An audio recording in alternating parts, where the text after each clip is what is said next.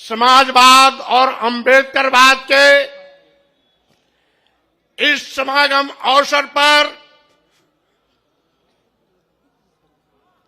Samajwadi party के राष्ट्रीय अध्यक्ष पूर्व मुख्यमंत्री और आज के बाद भावी मुख्यमंत्री की पारी शुरू करने वाले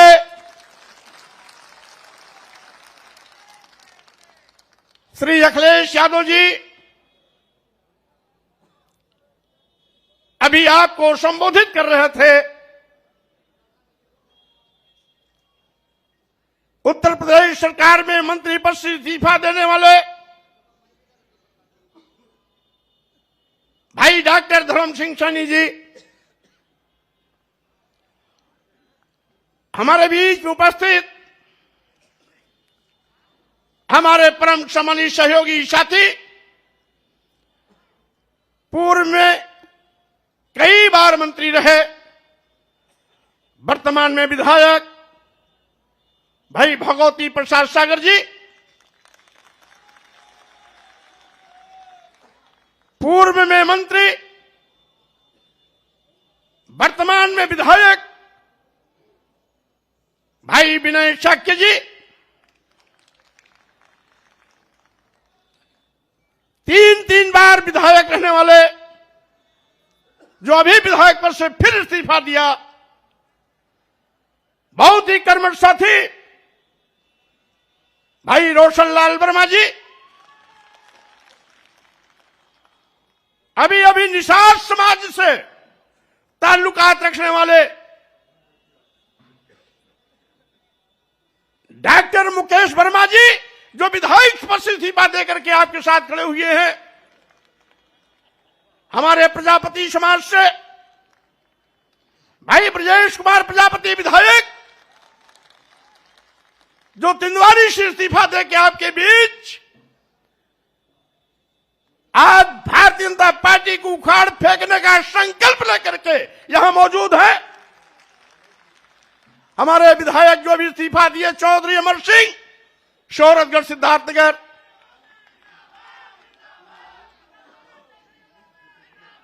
और इसके साथ ही दर्जनों की तादाद में यहां पर उपस्थित हमारे परम सम्मानित पूर्व मंत्री, पूर्व दर्जा राज्य प्राप्त मंत्री, पूर्व में विधायक, पूर्व में सांसद, जिला सहकारी बैंक के चेयरमैन श्री मनोहर सिंह मौर्य सहित अभी पिछड़ा वर्ग आयोग में सदस्य बलराम मौर्य जी सहित सभी पूर्व में सरकार के विभिन्न आयोगों, निगमों, बोर्डों में पदाधिकारी रहे, ऐसे सभी महानुभाव साथीगण और कार्यक्रम की संचालन कर रहे समाजवादी पार्टी उत्तर प्रदेश के अध्यक्ष हमारे पुराने साथी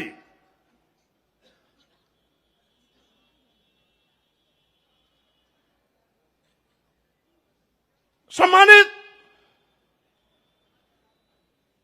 उत्तम जी, और इसके साथ ही यहां पर बैठे हुए हमारे सभी नए और पुराने वो सभी साथीगण जो बिना किसी निमंत्रण, बिना किसी आमंत्रण के आज लखनऊ की सारी सड़कों को जाम में परिवर्तित कर दिया है।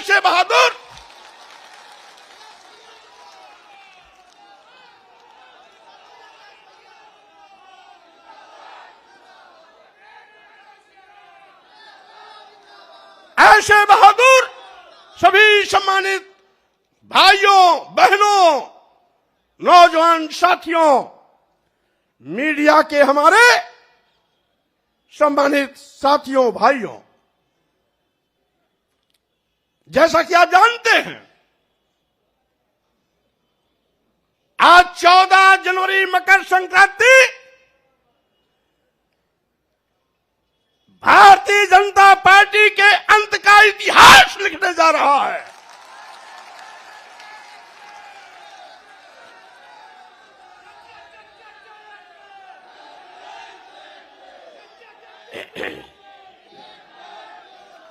आज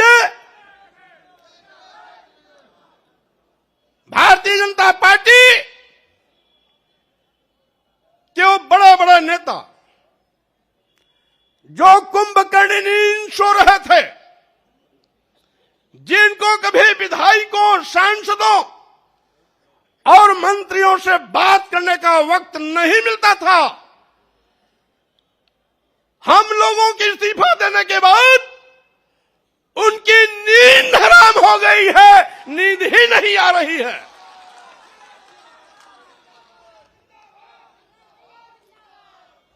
और साथ ही साथ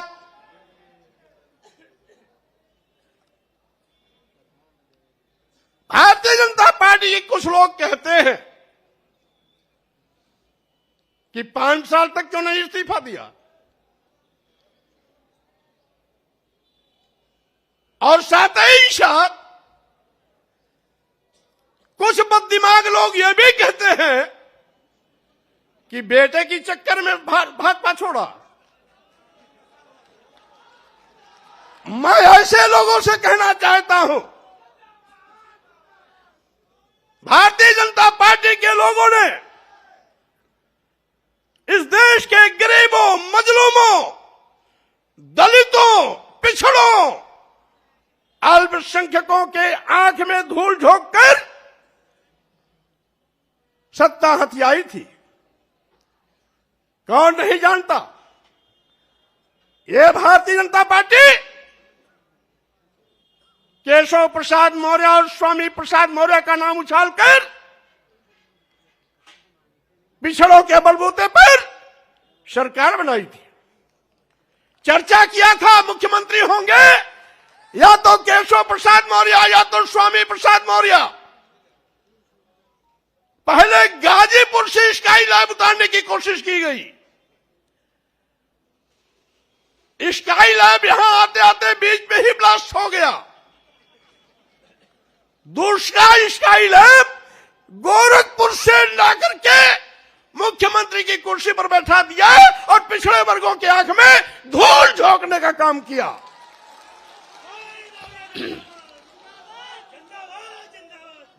आज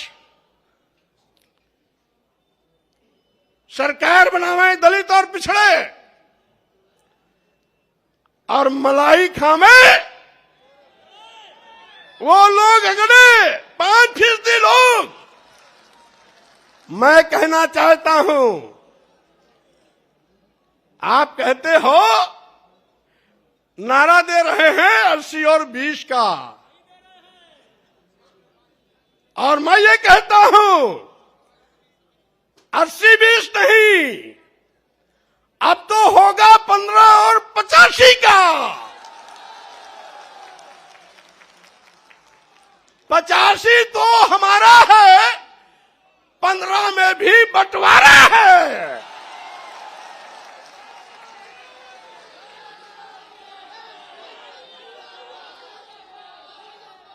आप दुहाई देते हो उत्तर प्रदेश की सरकार को, मैं चेतावनी देता हूं। आप कहते हो हम हिंदू कार्ड पर चुनाव जीतेंगे। अगर आप बड़े हिंदू के हमदर्द हैं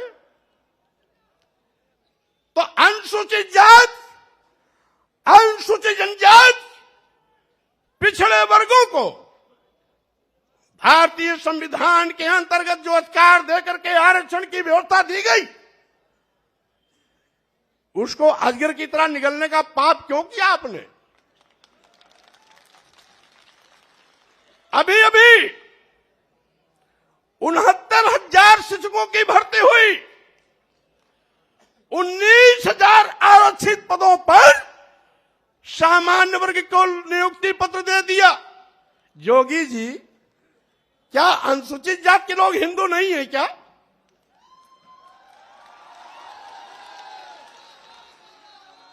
क्या अनुसूचित जनजाति के लोग हिंदू नहीं है क्या? क्या 54% वाला पिछड़ा वर्ग हिंदू नहीं है क्या?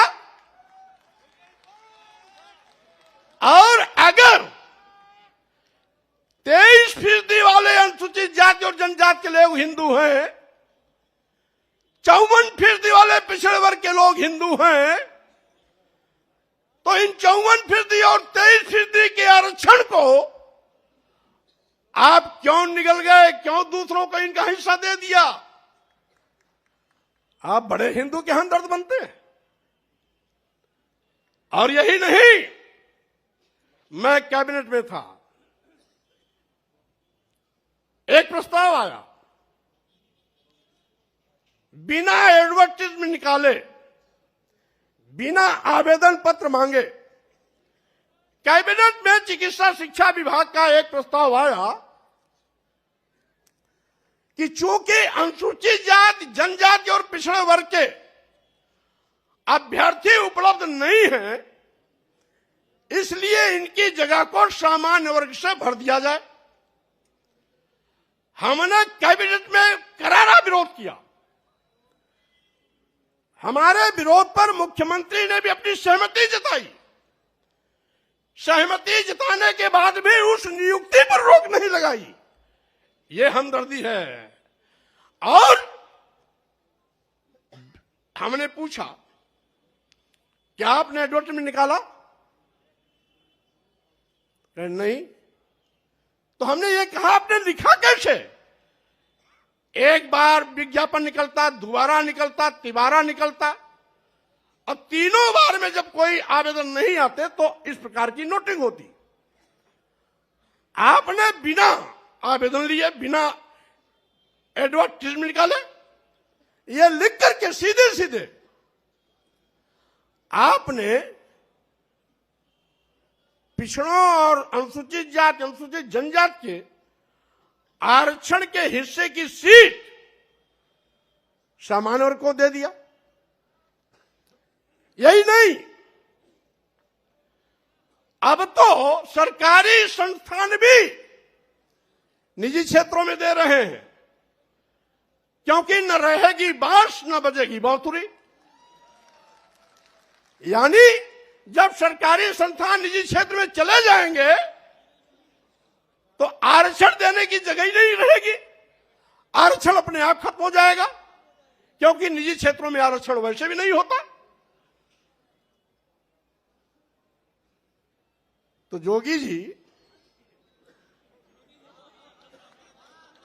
मैं ये कहना चाहता हूं,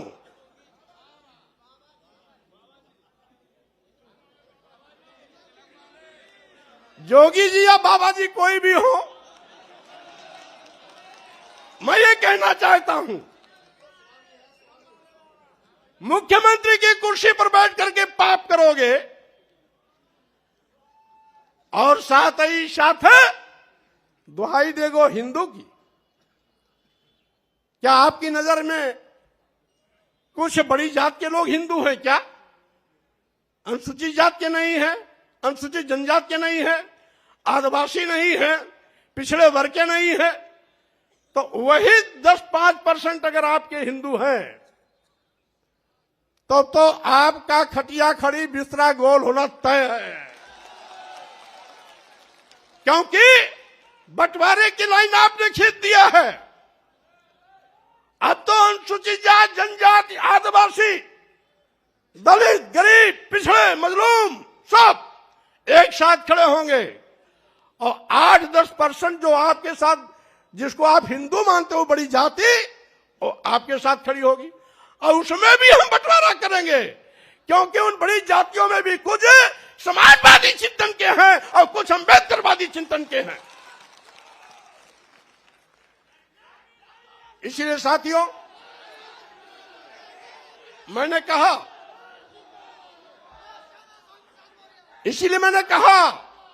आज का ये जो कार्यक्रम है,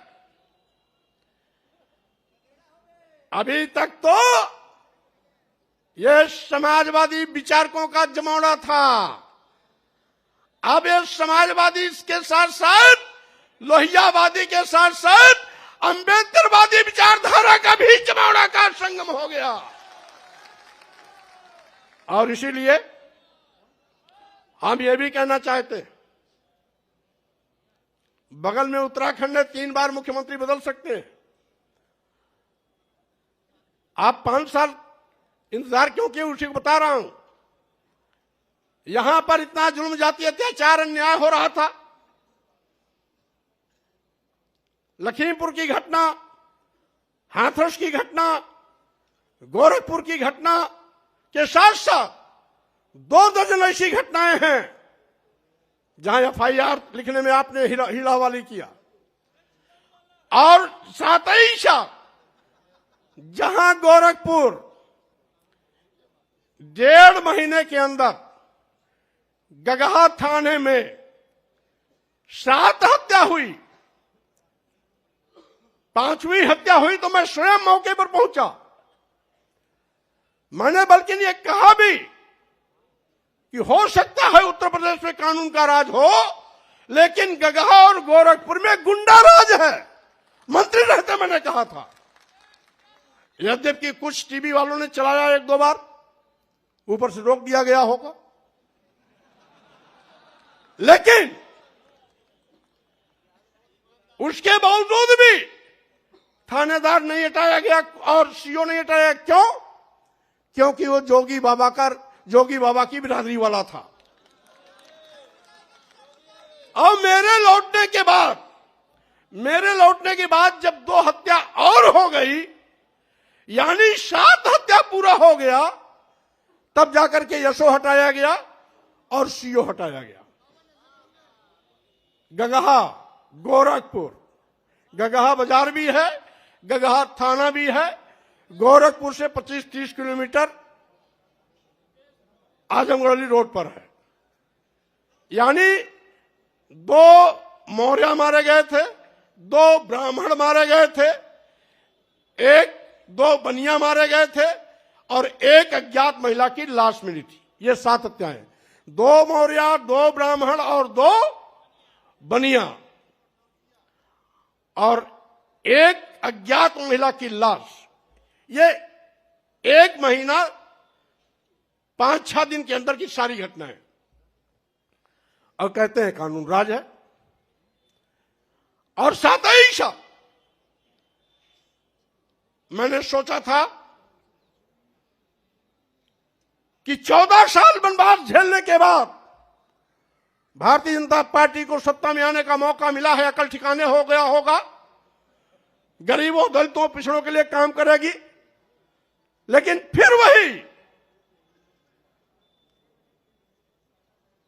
कि जिन दलितों, पिछड़ों, गरीबों के वोट पर भारतीय जनता पार्टी ने पूर्ण प्रचंड बहुमत की सरकार बनाई। सरकार बनाने के बाद एक एक करके उन्हीं को दफनाने की कोशिश करने लगी।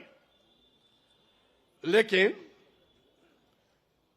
भारतीय जनता पार्टी के नेताओं से मैं कह देना चाहता हूं, 14 जनवरी का यह जो कार्यक्रम हो रहा है, आज के बाद पूरे उत्तर प्रदेश में एक ऐसा जनसैलाब उमड़ेगा और चलेगा, एक ऐसी आंधी चलेगी, एक ऐसी सुनामी चलेगी जिसमें भारतीय जनता पार्टी के पर खचे उड़ जाएंगे, कहीं भी ठिकाना नहीं मिलेगा।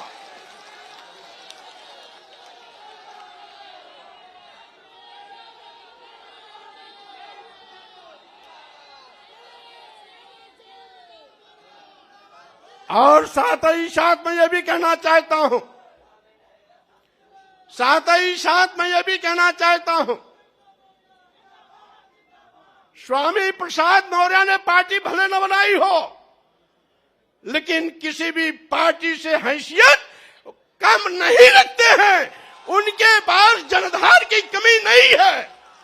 आज हमने समाजवादी पार्टी के राष्ट्रीय अध्यक्ष अखिलेश यादव जी से हाथ इसलिए मिलाया कि अखिलेश यादव जी नौजवान हैं, पढ़े लिखे हैं, नई ऊर्जा है। मैं प्रदेश के लाखों लाख करोड़ लोगों का हुजूम आपके नेतृत्व के साथ खड़ा कर भारतीय जनता पार्टी को नस्ताबूद करने का काम करूंगा। और साथ ही साथ मैं ये भी चुनौती देता हूं, जिसका मैं साथ छोड़ता हूं उसका कहीं अता पता नहीं रहता है। हमारी बहन जी इसका जिंदा मिसाल है। जब तक साथ था बार बार मुख्यमंत्री बनती थी, उनको घमंड हो गया था एको अहम द्वितीयो नास्ति। बाबा साहब के मिशन से हट गई, मानवर कांशीराम को भूल गई, मानवर कांशीराम के सामाजिक परिवर्तन आंदोलन को डुबोने का काम करने लगी।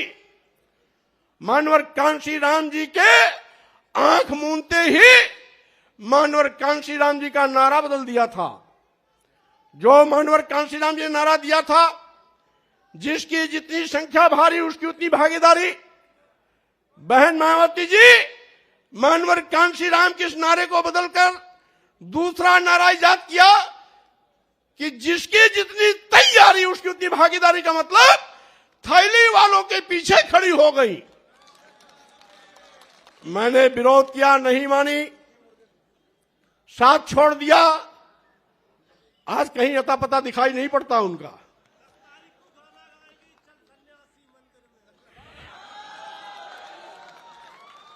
और मैं कहना चाहता हूं,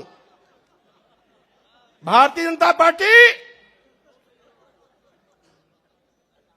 उस दिन तक तीसरे स्थान पर थी जब तक मैं बहुजन समाज पार्टी में था। बहुजन समाज पार्टी नंबर 1 पर थी उस दिन,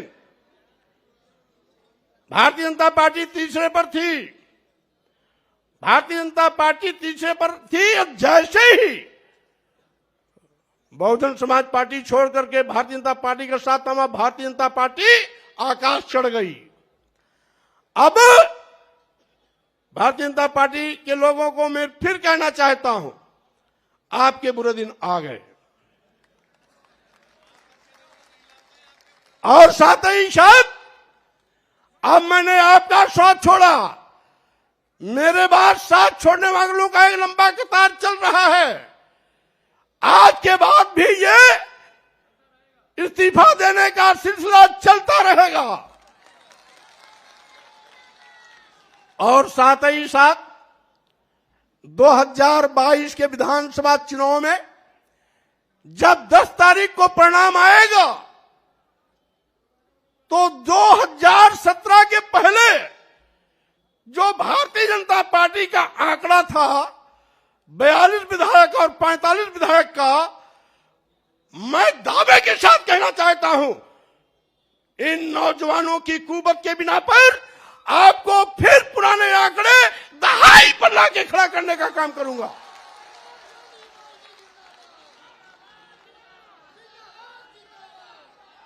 और साथ ही साथ यह सुनामी भाजपा को उखाड़ करके सीधे सीधे हिंद महासागर में ले जाकर के डुबोने का काम करेगी। आज इस अवसर पर मैं यह भी कहना चाहता हूं,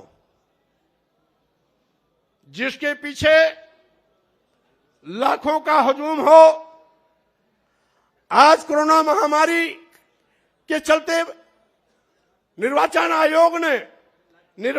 आयोग का भी शिष्टाचार पालन करने का निर्देश दिया है और साथ ही साथ कोरोना प्रोटोकॉल को भी पालन करने का निर्देश दिया है। इसीलिए आज केवल प्रमुख लोगों को बुलाया गया, लेकिन आपका विक्रमादित्य मार्ग पूरा, कालिदास मार्ग पूरा, कालिदास विक्रमादित्य को जोड़ने वाला मार्ग पूरा, ला मार्टिनियर का पूरा मैदान इन कार्यकर्ताओं से भरा पड़ा हुआ है, पटा पड़ा हुआ है।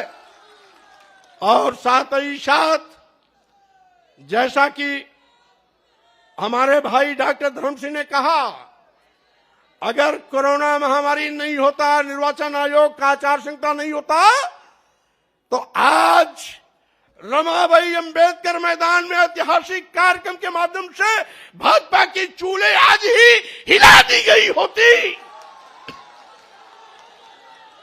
लेकिन इसके बावजूद बड़े बड़े नेताओं की नींद टूट गई, हराम है, चैन नहीं आ रहा है। टिकट बांटने का भी क्रम बंद कर दिया, कहीं ऐसा ना हो हम जिसको टिकट दे वो भी पार्टी छोड़ चला जाए। और इसीलिए साथियों मैं कहना चाहता हूं कि आज का ये जो ऐतिहासिक दिन है, ये परिवर्तन लाने का शुभारंभ का दिन है। ये दलितों के सम्मान का दिवस है, ये पिछड़ों के सम्मान स्वाभिमान का दिन है, ये गरीबों मजलूमों व्यापारियों के सम्मान का दिन है। और साथ ही साथ वो बेरोजगार नौजवान जो इस सरकार में ठगे गए, आउटसोर्सिंग के माध्यम से टाफी देकर के फुसलाने की कोशिश की गई। हमने कैबिनेट में भी आउटसोर्सिंग भर्ती का विरोध किया। हमने कहा जब सरकार पर कोई आर्थिक भार की कमी नहीं होती है, पूरा पैसा खर्च होता ही होता है, तो आउटसोर्सिंग को क्यों, सीधी भर्ती क्यों नहीं। अब वो बेरोजगार नौजवान नौकरी तो पाता है, लेकिन वेतन कितना, मानदेय कितना मिलता है? 7,000, 8,000, 9,000, 10,000। अब पैसा और कहां चला जाता है? बिचौलिए को। हमने बिचौलिए को खत्म करने के लिए कहा था, ये सरकार नहीं मानी। बाद में पता आखिर बिचौलियों को खत्म क्यों नहीं कर रही सरकार, पता लगाए वो सारे के सारे आउटसोर्सिंग का जो ओनर है, मालिक है, वो कहीं न कहीं बड़े नेताओं के इर्द गिर्द घूमने वाले लोग हैं। और साथ ही साथ मैं ये भी कहना चाहता हूं, नए नए दांव चलते हैं ये लोग। अभी प्रतिवर्ष केंद्र में 30 और 32 आईएएस प्रतिवर्ष चुने जा रहे हैं। लिखित परीक्षा नहीं, लिखित परीक्षा नहीं, केवल इंटरव्यू पर। उन 30-32 में एक भी अनुसूचित जात का नहीं, एक भी अनुसूचित जनजात का नहीं, एक भी पिछड़ा नहीं। आखिर आप तो दुहाई देते हो हिंदू का, तो इन बेचारों को क्यों बाहर कर देते हो? इसका मतलब है आज जो दलित और पिछड़ा है, आज भी आपके लिए अछूत है, आपके लिए भी शूद्र है, आपके लिए भी नीच है, आपके लिए भी अधम है, आपके लिए भी वो इंसान नहीं बल्कि जानवर से बदतर है। और यही कारण है कि आप लगातार इनको अपमानित कर रहे हो, इनको सम्मान नहीं देते हो, और हिंदू की दुहाई देकर चंद लोगों को माल पुआ हलवा आईएएस की कुर्सी सब समर्पित, और करोड़ों की आबादी में, यानी 85% आबादी वाला ये दलित, अनुसूचित जात, जनजात, पिछड़ा वर्ग, यह बेकार, और 8-10% लोग काबिल। इसलिए मैं इनके अंदर के चरित्र को उजागर करना चाहता हूं।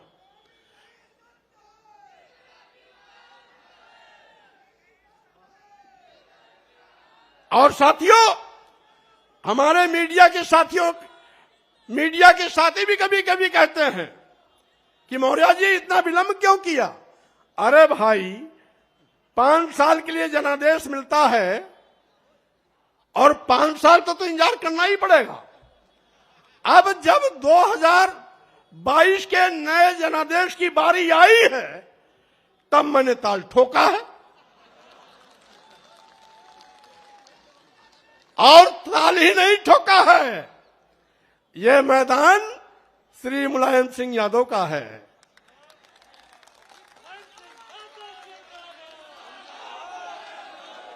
और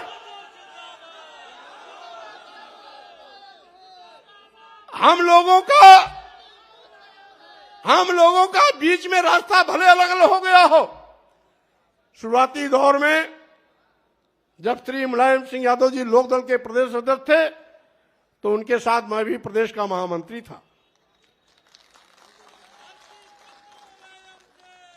मैं उनका जो हम अखिलेश जी से पूछेंगे, नेताजी का कौन सा दौर सबसे मशहूर था?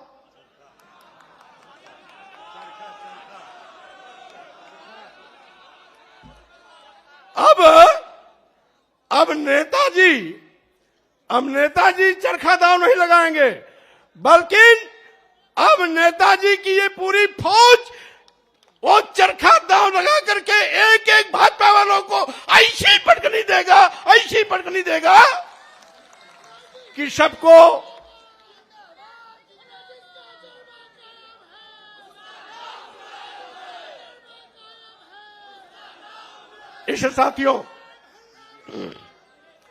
इस साथियों मैं आपसे आज ये अपील करने आया हूं कि आज मकर संक्रांति के दिन ये जो क्रांति का बिगुल बजाया जा रहा है, ये भारतीय जनता पार्टी का सफाया करेगा। साथ ही साथ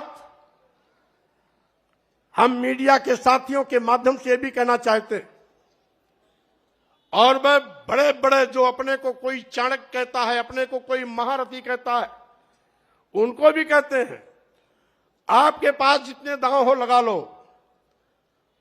लेकिन मैं आपको पटकनी जरूर दूंगा, आपको मिट्टी में मिला के रहूंगा, भारतीय जनता पार्टी को खत्म करके रहूंगा।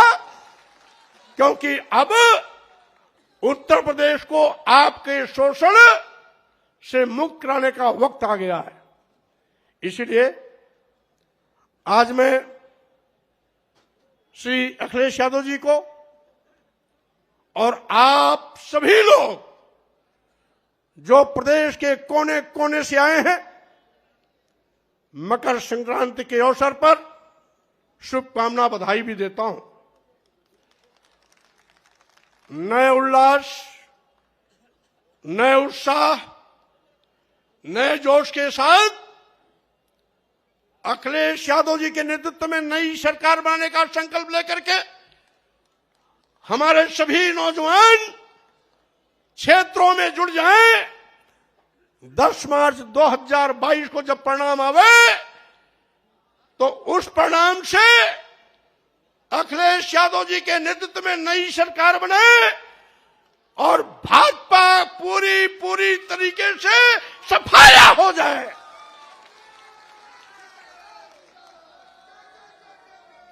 इन्हीं शब्दों के साथ में मैं अपने छोटे लघु मध्यम व्यापारियों से भी कहना चाहता हूं, आप जिस भारतीय जनता पार्टी को अपना मान करके, आंख मूंद करके, झूम करके वोट देते थे, उसी भारतीय जनता पार्टी की गलत नीतियों के शिकार होकर आज पूरे प्रदेश का व्यापारी चौराहे पर खड़ा हो गया है, बेचारा हो गया है, लाचारी हालत में हो गया है। इसलिए व्यापारियों से भी हम इस संग्राम में जुड़ने के लिए अपील करते हैं। इन्हीं शब्दों के साथ हम आए हुए सभी नौजवानों, भाइयों, साथियों को बहुत धन्यवाद देते हैं और साथ ही साथ राष्ट्रीय अध्यक्ष श्री अखिलेश यादव जी के नेतृत्व में भाजपा सरकार को उखाड़ फेंकने का संकल्प लेकर इस अभियान को आगे भी गति देते रहेंगे। इन्हीं शब्दों के साथ आप सबको बहुत बहुत धन्यवाद, बहुत बहुत बधाई, बहुत बहुत शुभकामना।